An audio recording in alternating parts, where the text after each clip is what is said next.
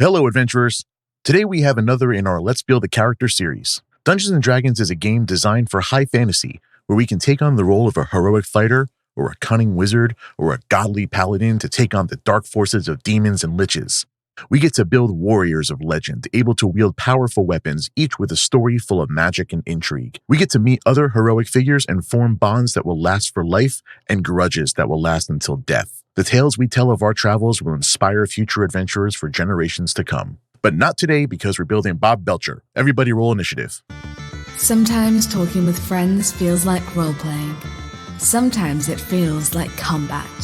Join us at the round table and roll initiative. This is Curmudgeons and Dragons.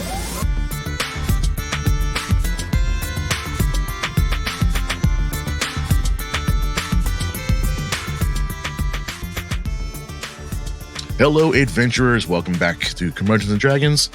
My name is Jason Portizo, and today I am joined by Ms. Josie Diaz. And you, my good sir, are stuck with me. Lucky me. And we're also joined by nobody else, because Josie and I had a date today, and that's how we're spending it. Yeah, we love sitting here talking about Dungeons and Dragons while we watch cartoons romantically with wine. Yeah. And for me, it's 12:30 in the afternoon, so super happy about the wine. It's 5:30 for me, so it's, that counts. That counts. It's a normal wine time for me. Yeah. So today, this is the second week of the month, so we are going back to our Let's Build a Character series. So last time we did Batman, and that was kind of because the Pattinson movie was just about to come out, and I thought it was kind of cool to get some tie-ins. So I'm looking around for what movies are coming out. I'm like, all right, what do we got coming out? We've got Doctor Strange, but that's kind of too easy. We got The Northman, which could have been kind of cool. And then I saw it. And I can't believe they got a movie. And I'm super happy they got a movie. And I can't wait to see it. But today we're building Bob Belcher from Bob's Burgers. I love the Belcher family so much. I can't wait to go and see the movie. Oh, it's going to be great. Bob is a very relatable character. We have like 4 approved TV shows in this house that we just watch on loop all the time, always. My fiance Bob's Burgers is one of them. Bob's Burgers makes its way through like a lot.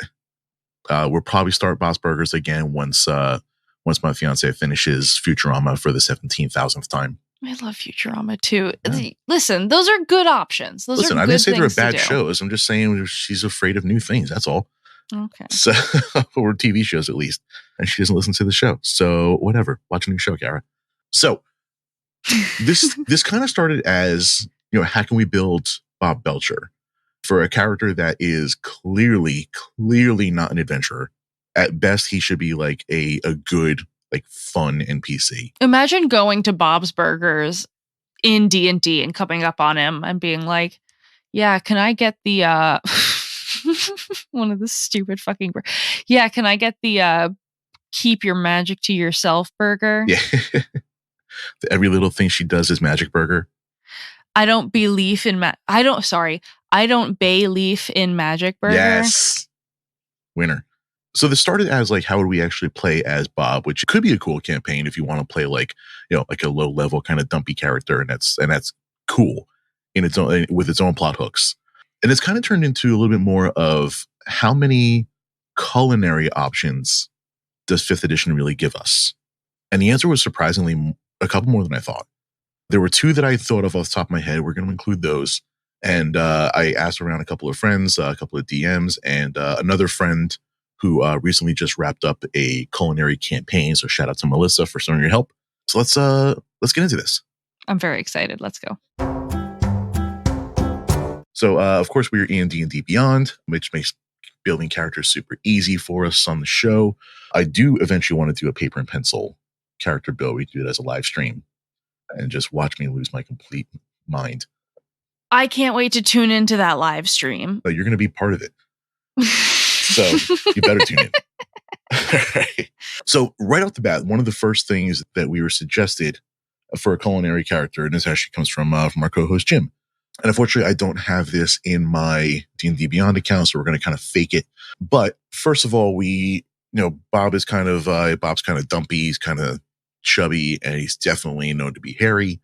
So we all kind of easily landed on him being a halfling, even though he is canonically human. And canonically, like, a little taller than a halfling, but like, well, in the greater the rest of it fits. In the greater Bob's Burgers universe, which is now a Bob's Burgers cinematic universe, he is canonically human.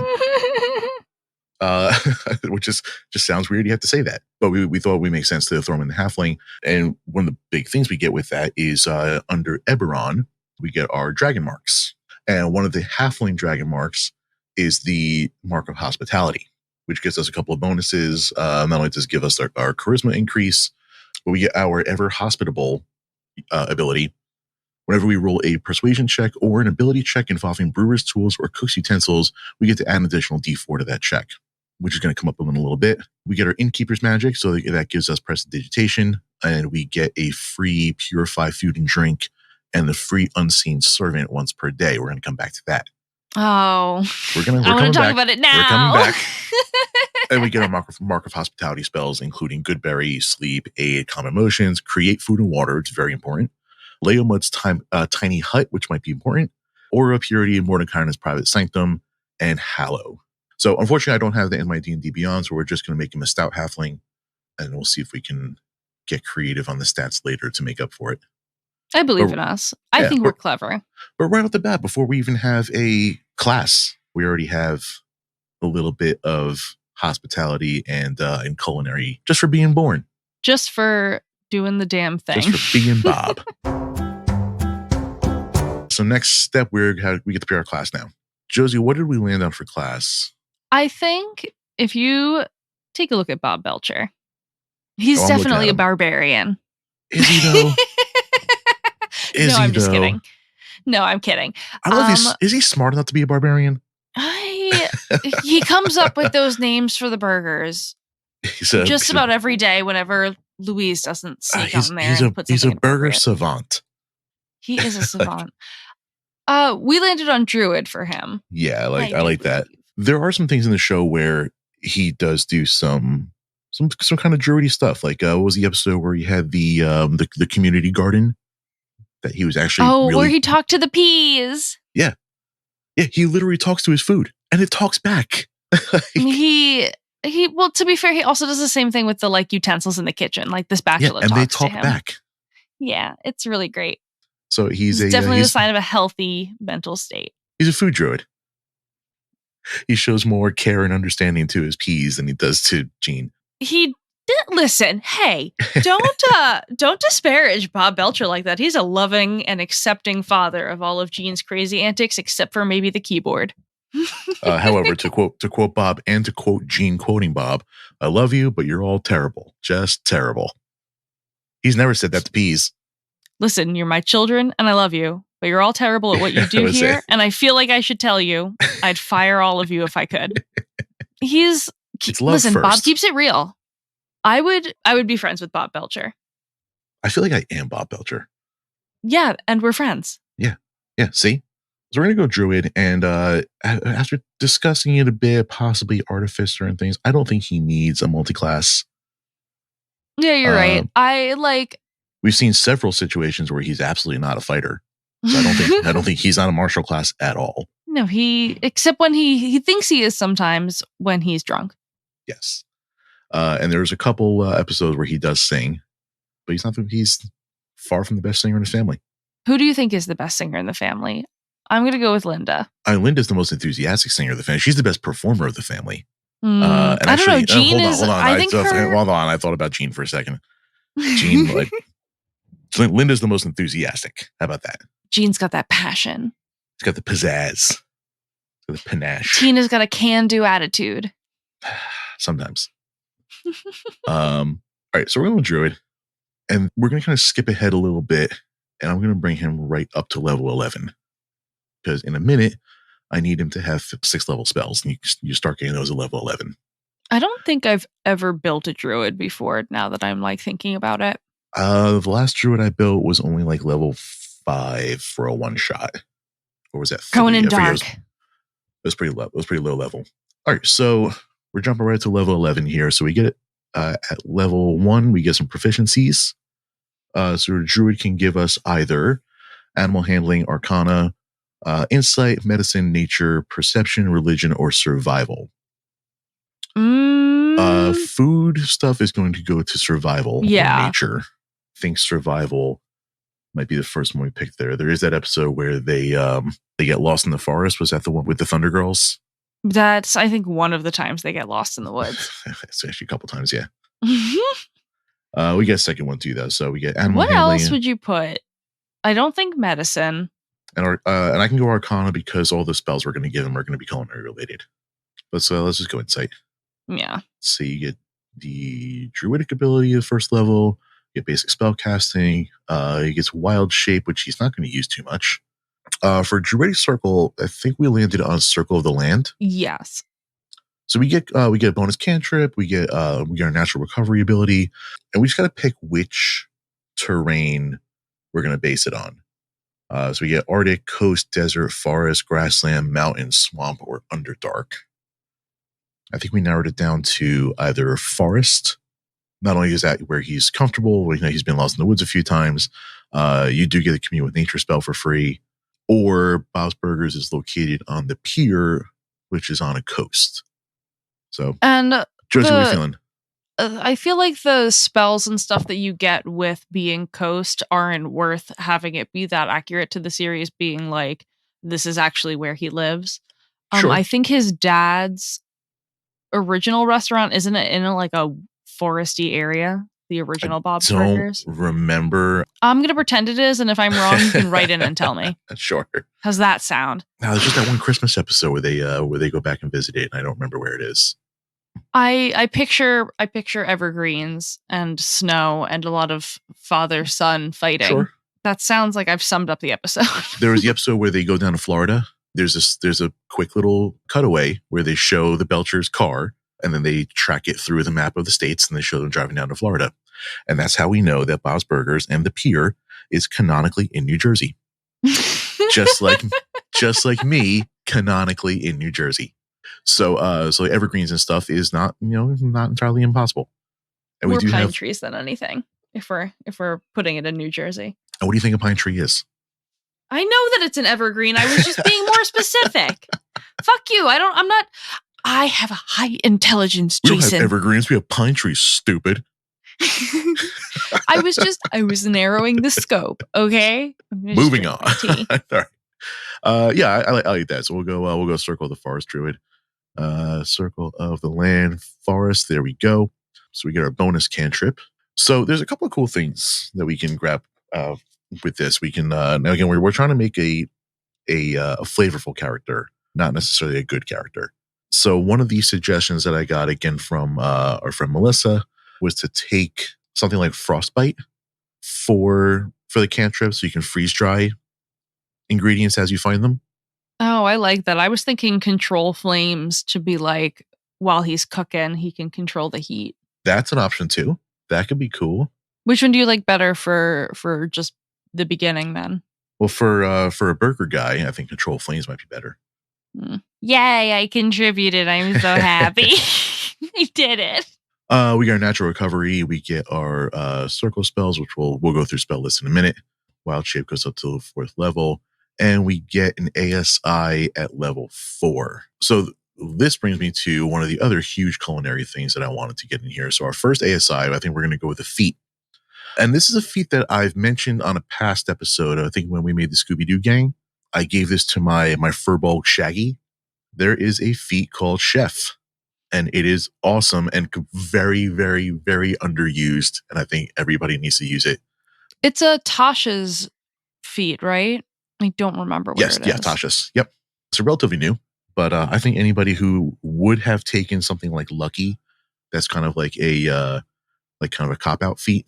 If you just want something that just improves everybody's life, just take Chef. It's fun. So the Chef's ability gives you a couple of cool things. And first of all, it gives you +1 to Con or Wisdom, which I think Bob's going to be pretty Constitution heavy.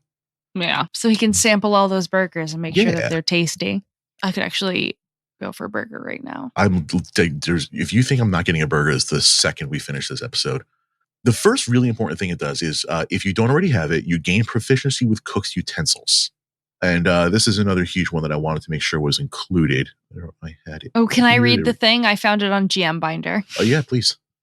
Cook's utensils are used to prepare food for royals, adventurers, and anyone else that enjoys food for more than just sustenance, which is definitely Bob. These delicious dishes are calling cards of chefs and, through the love of their signature dishes, are imbued with a hint of magic. Just a hint. Just a hint. They include a metal pot, knives, forks, a stirring spoon, and a ladle. And a spatula. Proficiency and a spatula. We're skinning the stirring spoon into a spatula. Yeah. So for Bob, they include the metal pot, I guess, for the fries, knives, forks, spatula. Can we reskin the ladle as something else? Yeah. What's that super expensive chef knife that he buys in that one episode? It's like a $300 knife. That would be the knife that he has. Yes. I mean, I guess we could give him a ladle. Maybe he makes soup in the wintertime. Let's make soups. I don't remember any soups. He's got an espresso machine for half an episode. That's true. For half of an episode. Well, you know what? You can use a ladle for whatever you want as long as you clean it afterwards. There we go. The signature dishes is kind of cool, but they require to use intelligence instead of wisdom for some of them, I'm now seeing. Oh, we can work with that. Yeah. That just means that we got to give him a little bit of smarts. Yeah. I'm pretty sure any cool DM, if you make your case that because he needs to come up with a specialized burger of the day every single day, that you can use your wisdom as a stat for that. To cook a signature dish, you must have proficiency in the use of the cook's utensils, and you must know the recipe for the item you wish to cook. After choosing the signature dish to cook, you must gather the required ingredients, and then you can cook the dish. If you do not have proficiency, you can still cook the items, but you do not gain any of the effects of a signature dish except for a good quality food. You must roll a wisdom check for the cook's utensils, though certain recipes may call for you to use your intelligence instead. So there's a lot of things here with the spices and signature dishes that can be an episode all in itself. So I don't want to spend too much time on this. But the important thing that we're taking away from this is the enough for a feast. There it is. So in the prepare meals part of it. Part of a short rest, you can prepare a tasty meal that helps your companions regain their strength. You and up to 5 creatures of your choice regain 1 extra hit point per hit die spent during a short rest, provided you have access to your cook's utensils and sufficient food. So, game mechanics wise, this is making your short rests better, and then roleplay wise, it's making you the hero of your party by cooking the meals. It also gives you opportunities to have like campfire talk. Yeah, which you should be having at all your rests. Or at least, most every single one of them. You cannot miss out on any of it. Nope. So the chef's utensils the cook's utensils alone are giving you those benefits. And then going back to the chef feat, we're actually making improvements on that. So we gain proficiency with the cook's utensils if we didn't already have it. And then with the chef's feat, as part of the short rest, you cook special food. You prepare enough food for a number of creatures equal to 4 plus your proficiency bonus. So assuming your proficiency bonus is at least 2, then that's going to be more characters anyway. At the end of the short rest, any creature who eats the food and spends 1 more hit dice to regain hit points regains an additional 1d8 hit points instead of just a flat 1. So that's significant. That's especially fantastic. At higher levels, you're going to be rolling like 3, 4, 5 hit dice after a significant battle. And that's on average. You figure a D8 average is like 4.5. So if you're rolling 4 hit dice, that's an extra 18 on average HP. Which is more than some foods will just give you in general. Yeah. That's more than a max that you can get from a potion. Yeah. So that's huge. So we're definitely making Bob gets that. In fact, the entire reason for choosing Bob was based around using the chef's feat. Making him a chef, yeah. Yep. And then the other thing we get is with an hour of work or when you finish a long rest, you can cook a number of treats equal to your proficiency bonus. The treats last 8 hours after being made, and a creature can use a bonus action to eat one of the treats to gain temporary hit points equal to your proficiency bonus. So this could be just packing lunch. You're just throwing in burgers for everybody. Yeah. Pop them on the grill. So How that would he be cooking the burgers, though, if he doesn't have... Never mind. He can find a grill. Just kidding. I'm sure there's grills places. Oh, didn't we just give him control fire? Or control We flames? did just give him control fire. He has to start the fire first. Okay, like we're not going And to a give him grill flint. is... Listen, Jason, a grill isn't a is more than just the fire. It's the It's love. also the metal I grate. understand that. That's why we're giving him Constitution. All right. And I'm pretty sure at least flint is part of a explorer's pack. Yeah.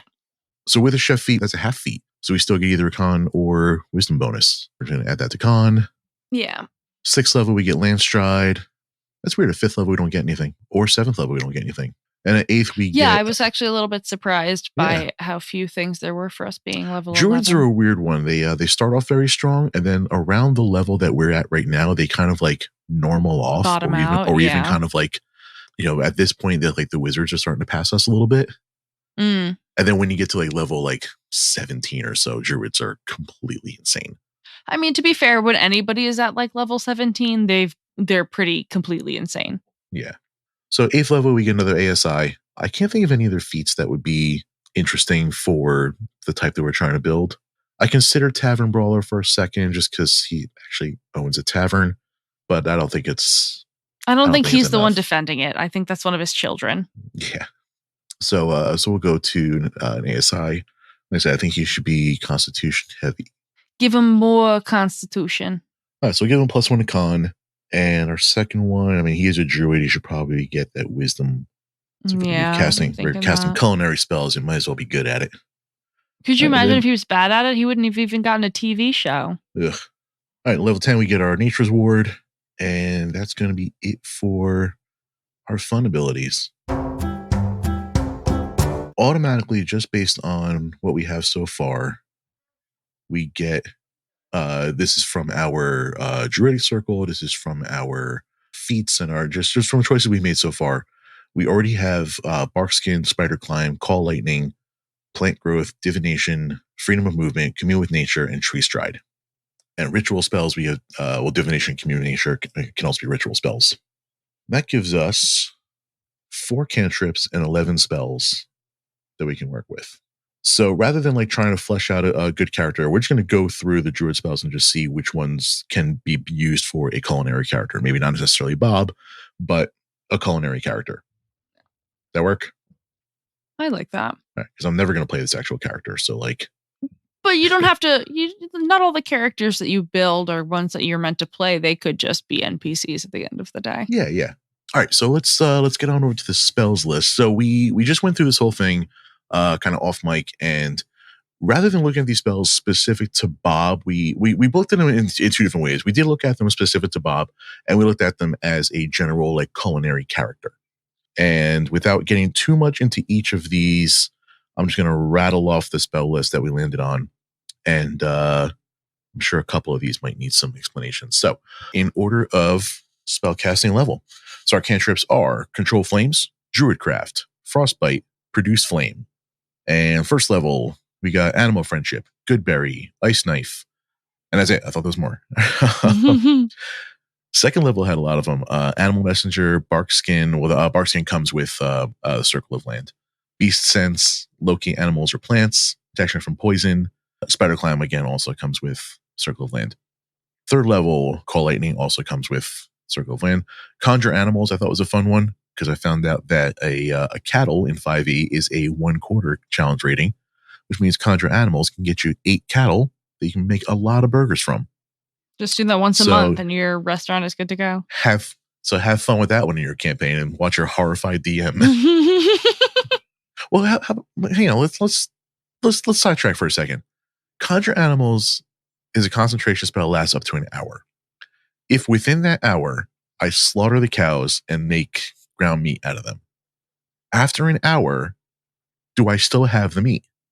I feel like yes, because it's not like...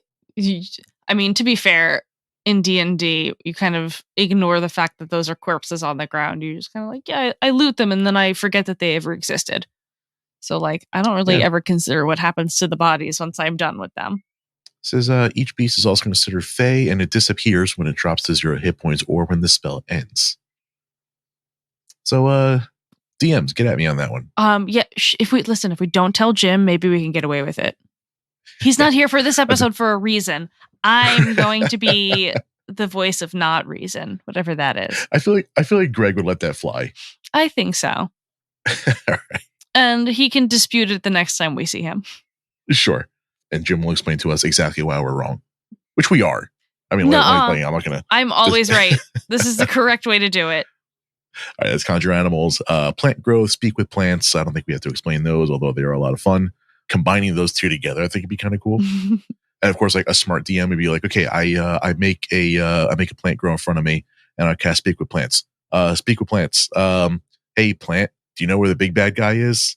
And the new plant's like, bro, I was born like 4 seconds ago. I don't Give know me a who minute. you are or what you're talking about. I don't know. Divination comes with one of our other features, freedom of movement also. Commune with nature, mass cure wounds, tree stride, and the most important one, and the real reason that I went straight to level 11 was to give Bob Hero's Feast, which is one of the most culinary spells you get possible. Joseph, you use Hero's Feast? No, I think this is a Druid spell. I don't play spellcasters, and I've never played a Druid, so I actually know nothing about this one. You know bards are spellcasters, right? All right. Very cool spell, and featured a lot in campaign 1 on NatPod, which is why I knew to go for it. So it's a 6th level conjuration. It's pretty high level. And at level 11 Druid, you only get 1 6th level spot. So like this was the one. High this actually is. Casting time of 10 minutes. And it costs you a gem encrusted bowl worth at least 1,000 GP, which the spell consumes. So it's pretty costly. And I feel like Bob and Linda would have to save up for months to be able to afford to play the spell. Oh my God, Jason, this is the Thanksgiving one. This is the Thanksgiving feast. Yeah. It costs 1,000 gold because you had to go buy 5 turkeys because Tina keeps putting them in the toilet. You bring forth a great feast, including magnificent food and drink. The feast takes 1 hour to consume and disappears at the end of that time. And the beneficial effects don't set in until this hour is over. Up to 12 creatures can partake of the feast. A creature that partakes of the feast gains several benefits. The creature is cured of all diseases and poison, becomes immune to poison and being frightened, and makes all wisdom saving throws with advantage. Its hit point maximum also increases by 2d10, and it gains the same number of hit points. These benefits last for 24 hours. That's an amazing spell. It's really, really good. And again, in that podcast, she was casting it because you get the benefits of 24 hours. So she was casting it like right before a long rest, right before huge fights, and then taking a long rest, taking up 8 of those hours, and then getting that slot back. Wow, that's smart. Yeah, really cool spell. So one of the spells that I didn't mention because D&D Beyond won't let me do the dragon marks, probably because I didn't buy Eberron. So that's more of a me thing than D&D Beyond thing. But go on. One of the race abilities of the hospitality halfling is the Innkeepers Magic. So it gives us the prestidigitation cantrip. We can also cast Purify Food and Drink and Unseen Servant. We can do each of those once per long rest. So Unseen Servant, and I needed to look up the wording on this one. Josie, tell me if what I'm describing sounds familiar, okay? Yeah. So you create an invisible, shapeless, medium force that performs simple tasks at your command until the spell ends. The servant springs into existence into an unoccupied space on the ground within range, has an AC of 10, only 1 hit point, strength 2, and it can't attack. Each of your turns, you can use a bonus action to mentally command the servant to move up to 15 feet and interact with an object. The servant can perform simple tasks that a human servant could do, such as fetching things, cleaning, mending, folding clothes, lighting fires, serving food, and pouring wine. Once you give the command, the servant performs the task to the best of its ability, which may not be great, until it completes the tasks and then waits for your next command. Does that sound like anything, Josie? Yeah, that's pretty much. I think it's Tina. Is Unseen Servant a summon Tina spell? I think if we play our cards right, we can certainly convince some people of that. So I thought that was awesome. I love that. All right, so that takes care of our class and our spells. Let's just knock out some ability scores here. I know we did a whole cool episode on how to make interesting stat rolls. We're not doing any of that crap. I said before, I like standard array for these episodes because they're nice and balanced, and it doesn't rely on good or bad rolls. So we got a culinary druid, something that's going to be constitution and wisdom with a dex and strength dump. I think so. So let's go 15 con, 14 wisdom, see where that leaves us, because I've lost track of our additionals. That puts us on 18 con, because we get additional +4. Additional 1 for racial bonus, 1 for the ASI, 1 miscellaneous bonus. I think that came from the chef feat. Okay, so that gives us an 18 con, and if we go 14 wisdom, we're getting a +1 from the ASI. It gives us a 15 wisdom. I think. What's Bob's next stat there? I think it's intelligence, just for in case he needs it for any of the signature dishes or anything, just to make sure he's got a high enough one. I'm going. I can't tell if Bob has high or low charisma. I think he has low charisma, but he's like cool with it. I think he's a flat 10. I think he's right in the middle. He's not off-putting. He's just not impressing anybody. Yeah. So we'll go with 10 in the charisma, and that gives us an 8 and a 12. We get a +1 and a -1. I think. There we go. I'll put the +1 in strength. That's what I was thinking. Yeah. So that gives us a total. If you're wait a minute, because you don't have to be strong to flip the burgers, but you do got to be like a little dexterous to be assembling all those bad boys. Yeah, he's like unpacking trucks and stuff, and that's what his kids are for. Yeah. He's definitely not dexterous. Yeah, that's fair. So, he's not terribly strong either, so I think a +1 is fine. Yeah. I think he's stronger than he is charismatic. Yeah, for sure. So that gives us a total of 12 strength, 10 dex, 18 con, 13 intelligence, 15 wisdom, and a 10 charisma. All right, so we're getting to the end here. He needs a background. And I'm looking through the official backgrounds, and the only one that's really making any sense to me is like maybe the folk hero. It's really kind of it. Yeah, I can't think of anything that would just be in like the player's handbook that I would make him. I was told about, and we're going back to my culinary friend here. There is I don't think this is an official background. This is on dndwiki.com. So trigger warning, this is dndwiki.com. This doesn't look terribly unbalanced, like a lot of things on this site. So maybe it's fine, but check it out. Clear with your DM first. But someone did make a cook background. And it gives you cook's utensils proficiencies, which we already get from the chef feat. Proficiencies in insight and performance. It gives you things like a mess kit, cook's utensils, a bottle of cooking oil, spice kit, which you're going to need. And we're going to get to that in a second too. Recipe books, tinderbox, and a lot of things that come with the chef feat as well. You get an Electrum spork or plans for kitchensmith tools. I had a moment where I could not figure out what Electrum was, where I was like thinking it was like an electric cattle prod kind of work. I was like, why the fuck would he need that? Isn't it like 5 gold piece? Yeah, something like that. It's like half a platinum. You can tell this is homebrew when they start giving you sporks. So just throwing that out there. I like that we're the episode that we film that Jim is not here for. We went, okay, so we're gonna homebrew some stuff. Yeah. Immediately. Yeah, Dad's not here to ground us. Take my homebrewed bullshit from my cold, dead hands. There's a couple of cool things here, but I don't want to spend a lot of time on the homebrew thing. But know that somebody else out there is thinking about it, and there is a cook background. So if your DM is cool with it, maybe go for that. I'm gonna throw in folk hero just because I need to make some sort of decision on here. Here's the last thing I really want to get into. So we get our equipment. I'm not going to get too granular on exactly what starting equipment because we're level 11 at this point. But there is don't need no stinking starting equipment. Right. There is a piece of gear that I wanted to make sure we had. Shout out again to Melissa for bringing this item to my attention. This is a common wondrous item, so it shouldn't be too hard to get. This is Hewer's Handy Spice Pouch. Josie, have you heard of this item? Why do you keep asking me if I've heard of things? I'm a simple moron. Because this is a podcast with 2 hosts on it. And it's better if we have interaction between the 2 of us. Okay, fine. I have not heard of anything ever for the most part outside of building a bard because I am a simple moron. Brilliant content, Josie. Thank you so much for that. Anytime. Quality radio. All right, so this is like I said, a common wonder sight. This is Heward's handy spice pouch. This belt pouch appears empty and has 10 charges. While holding the pouch, you can use an action to expend one of its charges, speaking the name of any non-magical food seasoning, such as salt, pepper, saffron, or cilantro, and remove a pinch of the desired seasoning from the pouch. A pinch is enough to single a single meal. The pouch regains 1d6 plus 4 expended charges daily at dawn. That's a lot of regained charges, first of all, so it's really encouraging you to like actually go use it.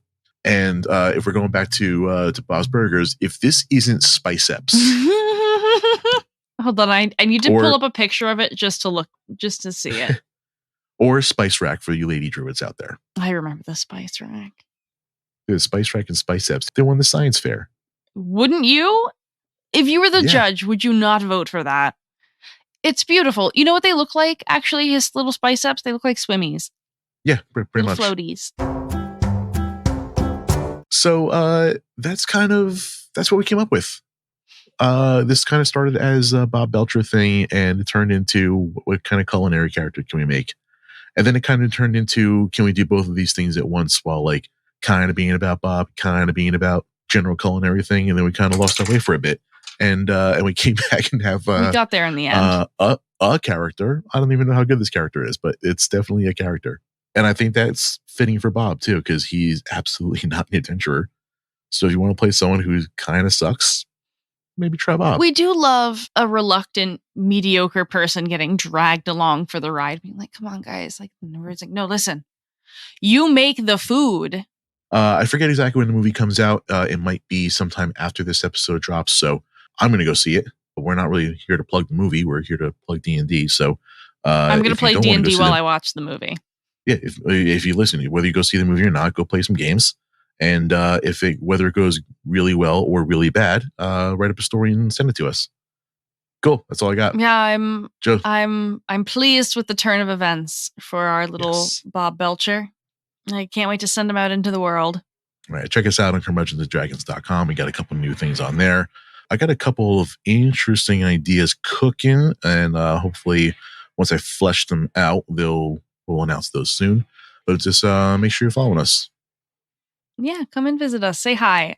You can find me, myself, not the podcast, on Twitter at Goblin Scratches, if you are so inclined. I don't really, tweet fun things. It's mostly just like, hi, I'm laying in bed. I'm on Instagram at Jason Portizo. And then the podcast itself is at Curmudgeons and Dragons. So thanks for listening. We'll see you next time. Alrighty. Bye-bye, everyone. Thank you for listening to Curmudgeons and Dragons. Please share this with your favorite adventurers. Leave a review on Apple and follow us on social media. All links can be found at curmudgeonsanddragons.com. Practice safe adventuring, my friends. This has been a JTP Audio podcast. Thanks for listening.